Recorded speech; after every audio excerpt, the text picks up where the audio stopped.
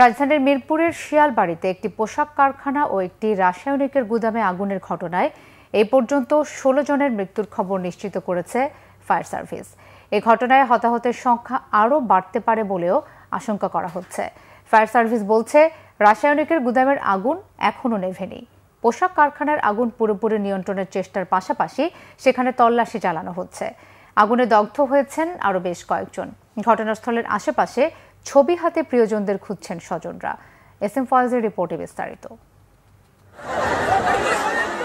রাজধানীর রূপনগরে ভয়াবহ আগুনে পোশাক শ্রমিকদের মৃত্যুতে সময়ের সঙ্গে বাড়ছে উদ্বেগ, বাড়তে পারে হতাহতের সংখ্যা। নিখোঁজদের খুঁজে ঘটনাস্থল ও বিভিন্ন হাসপাতালে ছুটাছুটি করছেন স্বজনরা। অনেকে আবার নিখোঁজ স্বজনদের ছবি হাতে কান্নায় ভেঙে পড়ছেন। অগ্নিকাণ্ডে হতাহত ও নিখোঁজদের স্বজনদের আহাজারিতে ভারী হয়ে উঠছে আশপাশের এলাকা। রাখি বাইরে দুইরা খাইতে বিল্লা রাখি কই গেছে অনেক রিস্কাইতে চেয়ার পাইলাম।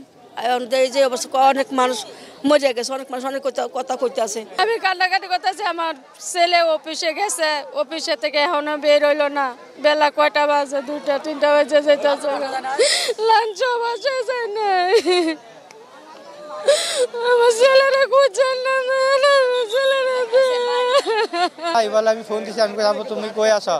বাবা আমি ফিটের ভিতরে আছি, কিন্তু বাড়িতে পারতাছি না, আগুনে জ্বালা।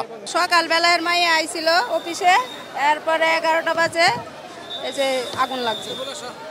পরে গেট উপরে নিচতলা আগুন লাগছে। পরে সুপারভাইজারে কয় তোমরা সবাই উপরে উঠে, উপরে আগুন যাইবো না, সব ডিরে নিয়ে মেন গেটে তালা মেরে দিছি।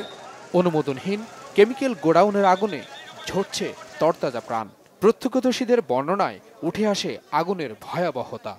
একটা কেমিক্যাল ফ্যাক্টরিতে একটা ছোট ধরনের আগুন ধরে গেছে।